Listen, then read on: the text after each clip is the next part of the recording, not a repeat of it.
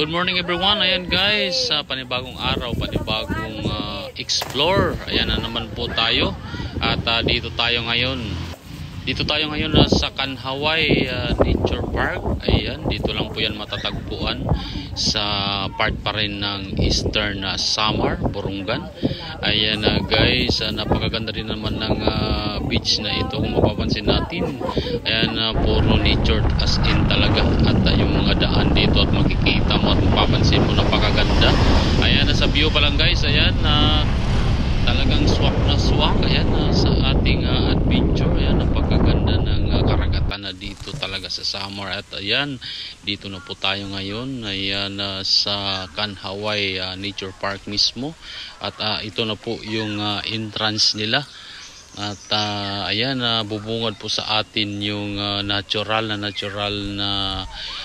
nature. Ayan, maraming puno ng kahoy at madami-dami din po yung mga napunta rito. Ayan, dahil sa init ang panahon. At ayan, kung mapapansin natin guys, ito na po yung entrance. Entrance ay 10 pesos lang. Ayan, bawat tao 10 piso. Ayan, napakamura guys, napakamura. Mas mura pa sa mga jowa nyo. Ayan guys, so napapansin natin at maglalakad tayo papunta sa loob ng Kanhaway Nature Park. At ayan, napakaganda, napaka-nature at napaka-refreshing ng hangin dito. At ayan, dahil low tide, medyo malayo-layo yung dagat pa sa mga oras na ito. Ayan, at mapapansin natin at maganda naman po yung kalsada dito at swak dun sa mga mahihilig. Ayan, sa mga nature adventure. Ayan, kung mapapansin natin, ayan, maraming mga tao na at dito sila sa loob at maraming mga nakapark na mga sasakyan, mga motor o tricycle, 4-wheel. Ayan, tuloy-tuloy lang po tayo sa ating paglalakad dahil hinahanap po natin yung ating nirintahan cottage. So, yung cottage pala dito guys ay napakamura na, sa 300 pesos lang. Ayan, at may kasama pa kaming mabait na aso. Oo, yung alaga po namin. Ayan, naglalakad na kami at papunta kami sa aming cottage. Ayan, dumidila pa. Kita nyo naman si Puji. Ayan guys, so mapapansin natin, napakaganda po dito.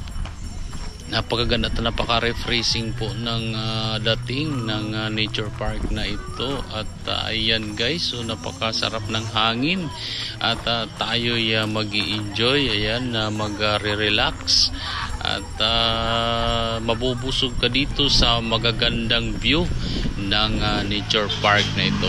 Ayan guys, so yung mga cottage nila payak lang o simple lang, at tanipa yung bubong at wala na mga talagang magagandang cottage dito at mga simpleng cottage lang dahil yung mga tao po dito ay hindi sanay na po sa mga ganito. Parang normal po sa kanila yung mga ganitong spot, o para sa atin na hindi taga rito at ay dayo.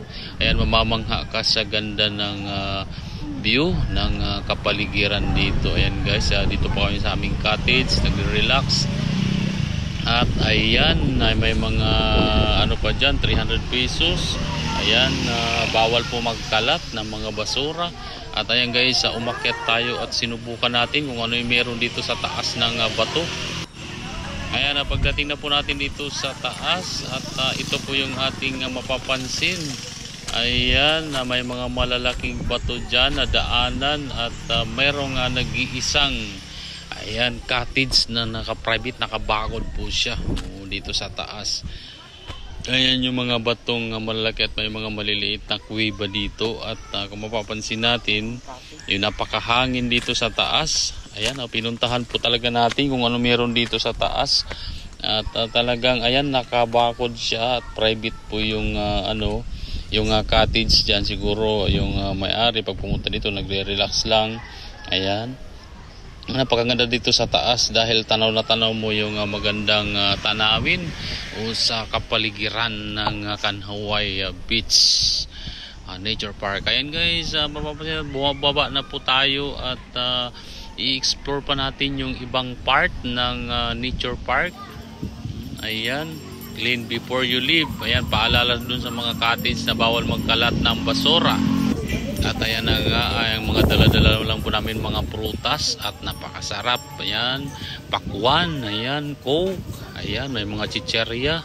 At may konting kampay. Ayan, habang kami ay nagre-relax at nagkikwentuhan at nabubusog naman po kami sa freskong hangin at magandang view na matatanaw natin dito sa paligid ng Kanhaway Nature Park.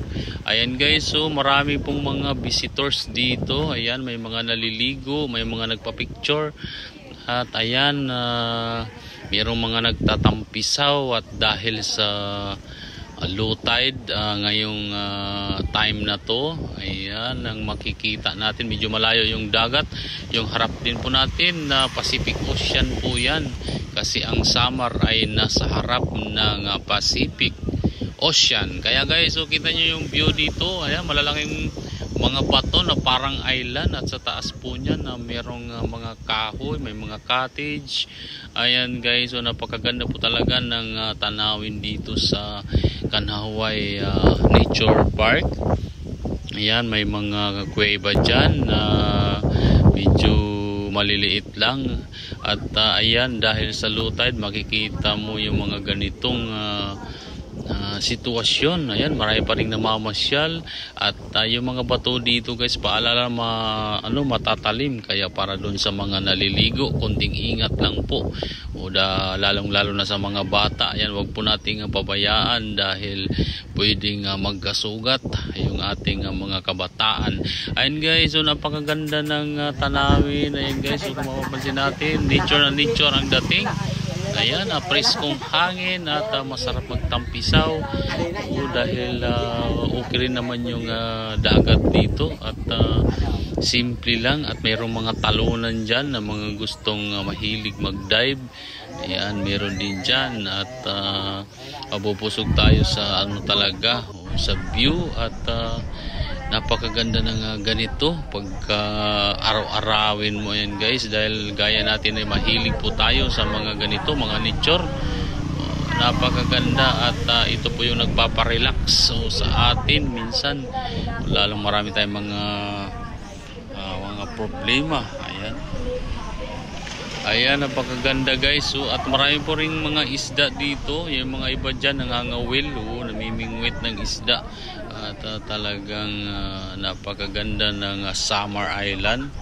Ayan guys, so mapapansin natin, ayan, low tide pa yan, lalo pag hindi na low tide dyan. Ayan guys, so mayroong mga nagtampisaw dyan.